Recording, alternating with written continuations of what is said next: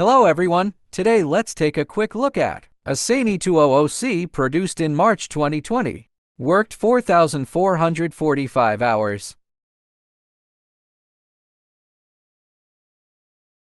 It's equipped with a 0.9 cubic meter bucket.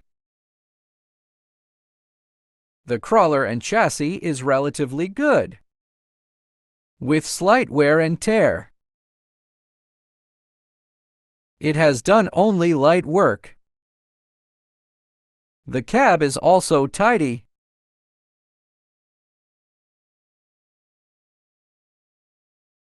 The hydraulic pump is extremely clean.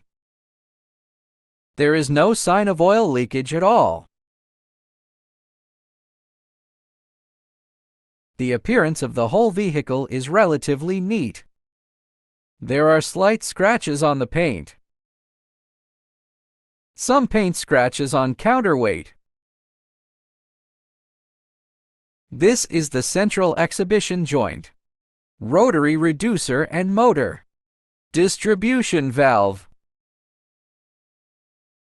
It is equipped with a Mitsubishi engine with the power of 118 kilowatts. Free to contact us for more information.